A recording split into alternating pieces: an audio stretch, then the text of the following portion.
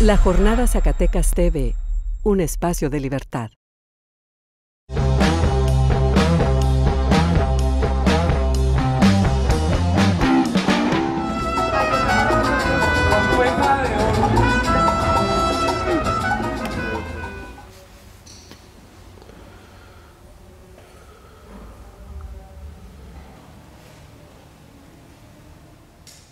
Hola, ¿qué tal? Bienvenidos a Centos. En esta ocasión nos encontramos en la Petroteca del Extemplo de San Agustín para conversar con un invitado especial, el escritor, director del Festival también Cervantino, Jorge Volpi, en el marco del Encuentro Internacional de Escritores que se celebra en el Festival Cultural Zacatecas 2015. Bien, Jorge, muchísimas gracias por aceptar esta entrevista. Vamos a estar conversando estos 15-20 minutos contigo acerca de la ficción, un tema que es apasionante porque, digamos, no podemos soslayarlo cuando estamos hablando de literatura. Tú has mencionado en diferentes ocasiones que una de las características esenciales del ser humano, más allá de la imaginación, más allá de la inteligencia, porque la imaginación quizá también podría ser, y la comedia, decía otro compañero hace no mucho, una de las características esenciales del hombre es, digamos, la capacidad de ficcionar. Me gustaría pues empezar con eso. ¿Por qué, cómo diste con este hallazgo? ¿Cómo lo desarrollas? ¿Cómo desarrollas pues esta idea, ¿no? Bueno, creo que efectivamente la ficción no es algo que sea superfluo o que sea un simple entretenimiento en la especie humana. Le dedicamos una enorme cantidad de energía y de tiempo a la ficción y eso bastaría para tomarla más en serio. A partir de ahí me pareció que era necesario ver la ficción desde un punto de vista evolutivo y observar que en efecto le dedicamos una enorme cantidad de tiempo y de energía a la ficción, a reproducirnos a nosotros mismos mediante las armas de la ficción. La pregunta entonces es ¿para qué? ¿Para qué podría servirnos? Como sabemos desde la teoría de la evolución, cualquier explicación tiene que depender de en qué medida nos hace más aptos para sobrevivir. Y en ese sentido somos la única especie de todos los animales que habitan la Tierra que nos reproducimos a nosotros mismos mediante la ficción. Y esto deriva de toda una serie de procesos que se llevan a cabo en estos cerebros humanos, en donde la corteza cerebral se desarrolló de manera muy importante, que dio lugar a una capacidad de imitarnos los unos a los otros muy especializada, que probablemente de esa capacidad de imitarnos surge el lenguaje, y al mismo tiempo que surge el lenguaje, surge también el arte, sobre todo estas ficciones. Ya sabían los griegos que el arte deriva de la mímesis, de esta imitación, y de esa imitación que nos hacemos los unos de los otros surge la ficción, probablemente primero imitándonos los unos a los otros o imitando los fenómenos naturales o los animales. Después esa imitación pasa a ser verbal, a hablar de esos otros o de esos animales, que al mismo tiempo de alguna manera estamos tratando de ponerlos en el presente cuando no están, y de ahí derivará posteriormente a la manera en que contamos historias, a la manera en que contamos historias de otros, y esas historias de otros no necesariamente tienen que ser verídicas, lo que tienen que ser es estar bien contadas, transmitir información relevante y permitir que otros se identifiquen con los personajes de esas historias para aprender cosas de ellos y aprender cosas de sí mismos a través de esas herramientas que nos da la ficción. No necesariamente es en un sentido de, digamos, de supervivencia, ¿no? Porque a veces contamos solamente por contar, por pasar el tiempo quizá, ¿no? Sí hay el sentido evolutivo que mencionas para saber que si avanzamos quizás hacia acá o hacia allá, no será lo mismo que el que te lo contó, pero existen ciertos peligros, existen ciertas trabas, pero también se cuenta como para pasar el tiempo, ¿no? También es una característica, pues diría Borges, no podemos dejar de contarnos siempre historias, ¿no? Pero yo no creo que sea un entretenimiento y solo para agotar el tiempo. Esa es, digamos, mi perspectiva central. Hay muchos, digamos, escritores o especialistas que creen que la literatura o el arte sirven solo para no aburrirse, pero no, yo creo que realmente la literatura es un juego, efectivamente, pero es un juego evolutivo que transmite patrones socialmente relevantes, es decir, que sí sirve para algo. No es que no sirva para nada y solo para estar entretenidos un ratito. Eso creemos, porque estamos obsesionados con contar historias. Pero siempre que contamos una historia, estamos, además de jugando, porque efectivamente es un juego de imitación, además de jugando, estamos transmitiendo información. Y esa información siempre tiene algún sentido. Por lo menos el sentido de que el otro viva otra historia y otra vida distinta a la que está teniendo en ese momento. Sí, eso sin duda es muy, muy interesante. Por eso mencionas también que si bien la literatura, las novelas son un vehículo de transmisión de ideas y emociones, también son, digámoslo así, es una cosa muy interesante, una máquina de supervivencia, ¿no?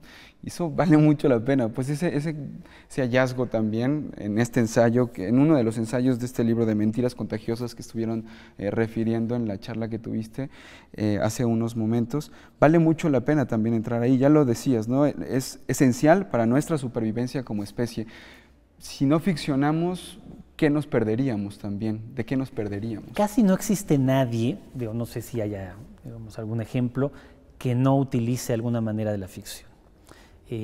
Sea porque la produce o sea porque la consume. Entonces sería muy difícil imaginar una sociedad humana en la que no hubiera ficción. Todo tipo de ficciones, de las que, por ejemplo, tenemos en nuestra época. Ficciones literarias, novelas, cuentos, relatos, ficciones dramáticas, obras de teatro, algunos tipos de danza, ópera, ficciones audiovisuales, televisión, cine, nuevas tecnologías o videojuegos. Todas esas son formas de la ficción y es raro, sería muy raro encontrar una sociedad en donde no hubiera un consumo y una producción de estas formas de la ficción. Por eso parece que es connatural al propio ser humano. Sí, es consustancial al ser humano. Pero también interviene la calidad de estas ficciones, ¿no? O sea, hay una frase de Kafka que es muy buena, que dice que la literatura tiene que ser como un puño. Si no convulsiona, si no sacude nuestra concepción ordinaria de la realidad, pues tampoco sirve de mucho, ¿no? Sí, claro, como somos seres imitadores, también imitamos constantemente lo que ya existe. Y es ahí donde nos encontramos con textos literarios o con ficciones que nos resultan anodinas o que nos parecen que no tienen calidad. Pero más que eso, es que no hacen más que repetir otras ficciones sin siquiera aspirar a una mínima variación. Lo que tendríamos que darnos cuenta es que las ficciones que realmente son interesantes son aquellas que de alguna manera terminan por sorprendernos. No solamente que podemos anticiparlas porque ya las conocemos. Claro, eso hace que algo como La Cenicienta tenga 80,000 versiones, porque nos gusta ya saber hacia dónde va la historia. Pero mucho más interesante es cuando no sabemos hacia dónde va a ir esa historia, o no sabemos cómo está construida. Cuando ocurre, para seguir utilizando este parangón con la biología, cuando las historias mutan, cuando las historias se combinan con otras, cuando de pronto justamente ya no son tan predecibles. Tú decías hace unos momentos, repito, en la charla que tuviste con Luis Felipe, que decidiste escribir y también fuiste disperso, digámoslo así, profesionalmente hablando, porque no querías vivir una sola vida, ¿no? Eso es también justamente una de las cualidades de la ficción, de la literatura. Ya lo ha dicho Pessoa, lo escribió, lo teorizó incluso Pessoa, Tabucchi, el propio Vilamatas, ¿no? ¿Cómo lo concibes tú esto de vivir no solo una vida, sino muchas a través de la literatura, de la ficción, pues, y también por qué sigue siendo apasionante eso? Bueno, como el cerebro justo no tiene maneras de distinguir del todo la ficción de la realidad, excepto el contexto en el que se producen, eso permite que en realidad cuando estamos frente a ficciones estamos viviendo otras vidas. Esas ficciones pueden ser ficciones artísticas a las que nos estamos refiriendo o la ficción que hace uno de sí mismo.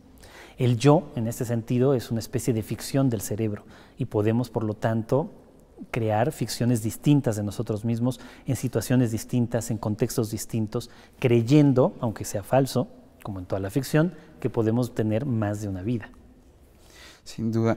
¿Cuál sería el peligro también de la ficción? O sea, el perderse en la ficción. Ese es un lado, un peligro quizá. Y otro, bueno, ya vendría otra pregunta, pero bueno, este primer peligro de perderse en esa ficción como en un mundo pues que no es real y que no necesariamente es contraria a la verdad, la ficción, ¿no? Digo, hay más que el peligro, digamos, de la locura, de ser como Don Quijote y de leer libros de caballerías y perderse en la ficción y luego trasladarla directamente a la realidad y que a partir de ahí todo se vuelva absurdo porque creemos estar viviendo un mundo que no es, que es bastante más raro. Y yo creo que el peligro de la ficción es justo el de las ficciones fáciles o el de las ficciones que todas las ficciones, ya lo decíamos, son juegos evolutivos que transmiten patrones. Cuando esos patrones que transmiten son muchas veces terribles, porque son que transmiten ideas de exclusión o que transmiten ideas de odio o que transmiten ideas de conformismo. Es decir, la ficción también puede ser negativa. Leer no nos hace necesariamente mejores personas, nos da otras ideas de lo humano, pero a veces si nos dedicamos a leer solamente ficciones racistas, probablemente terminemos compartiéndolas, ¿no? Eso es curioso y eso es justamente a lo que me refería en la siguiente pregunta que te quería hacer. O sea, el peligro es ese justamente, o sea, hacia dónde puede llevar a alguien pensar o decir algo respecto a lo que lee, respecto a lo que consume. Pues tú tienes en este texto de Mentiras Contagiosas un ensayito que se llama Informe sobre falsiarios. Entonces hablas sobre que son unos taimados, astutos, diestros para la manipulación y el disimulo, que tienen que eliminarlos, tienes que eliminar a aquellos que viven de maquinar fantasías, ¿no? Es peligroso, pues, para el status quo, para lo establecido, pues, alguien que fantasea y cuenta mundos posibles, que te abre, digamos, el mundo o los mundos de manera diferente. ¿En qué sentido es peligroso? Bueno, es peligroso para el poder. Exactamente. Digo, de ahí viene ya la vieja idea de Platón, que quería excluir a los poetas, es decir, a los que inventaban historias, de la República. ¿Y por qué quería excluirlos? Porque pervertían a la juventud y en efecto la pervierten, porque le hacen ver que el mundo es mucho más amplio, que tiene muchas más ideas y muchas más posibilidades que las que establece el orden del Estado. Tú tienes un texto que causó controversia, creo que fue en el 2011, ¿no? Cuando leíste en España, me parece, un texto de ficción que estaba situándote desde el futuro. Un futuro lejano, ¿no? 100 años, me parece, después de lo que estamos viviendo. Y veías, retrospectivamente hablando, el México, cómo fue cambiando, que se unió a la Unión Americana, que se legalizaron las drogas y demás. Fue controversial ese texto porque causó aparentemente o presuntamente la no aceptación de que fueras un agregado cultural en Italia. ¿Qué piensas, pues, de ese tipo de textos? ¿Qué piensas de que todavía le molesta mucho al poder? La ¿no? ficción a veces sigue molestando efectivamente a quien tiene el poder. A mí no podía creerlo, que un texto que era, por cierto, un texto de ficción porque se planteaba desde el futuro y analizaba el México desde el futuro, pudiera incomodar tanto como para provocar justamente que un cargo en el que había sido nombrado me lo retirara. Pero bueno, así pasa.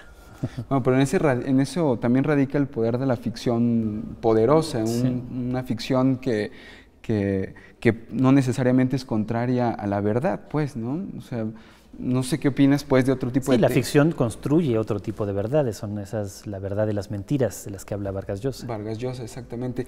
Tú, si volvieras a escribir, pues, un texto así digamos, de ciencia ficción en el que estás hablando, y no de ciencia ficción, porque estás en un futuro, pero estás hablando de realidades que presuntamente pasaron. ¿Cómo verías, pues, a México después, en este futuro? ¿Qué fue en 2011? 2011, sí, 2010. ¿Cómo describirías, sí, pues, ese México? Porque decías también, creo que de la legalización de las drogas duras en el 2020 y tantos, creo, ¿no? Pues ojalá, ese sería uno de las ideas que se estaba en ese texto que ojalá y ocurran. O sea, creo que esta guerra contra el narcotráfico, la única manera de frenarla, la única manera de que tengamos menos violencia ligada con esto, solo puede ser la legalización de las drogas. ¿Y cómo verías a México? Pues, ¿cómo lo ves ahorita y cómo lo verías? Bueno, una cosa es el análisis y otra el deseo. Yo quisiera verlo mucho mejor de cómo estamos ahora, con mucha menos violencia, con mucha más igualdad, con mucha más transparencia, con menos corrupción. Ahora, las tendencias no necesariamente van hacia ese lado, ¿no? Pues lo veo que sigue siendo un país profundamente desigual, en donde unos cuantos ricos tienen casi el control de todo el país, en donde seguimos con años de seguir arrastrando esta inequidad constante en el país, en donde está sumada a la corrupción y sumada a la violencia, pues crea un escenario que no es en absoluto positivo o deseable para ninguna persona, y en donde tienen que cambiar drásticamente las condiciones para que haya más igualdad, más justicia y por lo tanto también disminuya la violencia y la corrupción.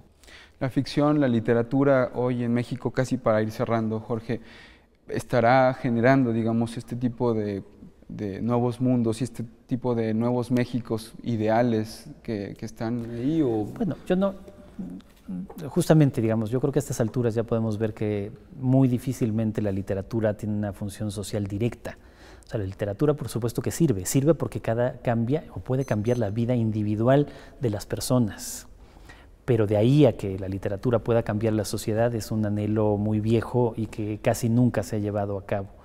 Eso no quiere decir que con un libro no pueda cambiar a una persona y esa persona pueda cambiar a otras, pero es un proceso, digamos, mucho más lento que eso. Sí, pero lo que se está escribiendo hoy en día, ¿cómo lo ves? Está generando, los cambios se supone que, bueno, en principio tendrían que siempre estarse dando, pero ¿qué se está escribiendo hoy en México? Estas ficciones las ves poderosas, estas ficciones las ves con esta capacidad de generar efectos dominó, pues, en la sociedad mexicana, en la sociedad. No lo sé, creo que hay muchos muy buenos escritores en México, en muchas generaciones ahora, desde todavía algunos de nuestros clásicos vivos como Fernando del Paso o Sergio Pitol, hasta las generaciones más jóvenes, nacidas en los 80 y ya incluso en principios en los años 90. Y ahí encontramos pues muchísimos registros, muchas maneras de ver a México distintas, y muchas maneras de ver el mundo, no necesariamente a México. Bien, pues Jorge, muchísimas gracias por tu tiempo, gracias por compartir con nosotros esta charla y gracias por supuesto también a ustedes, nos vemos en la próxima emisión.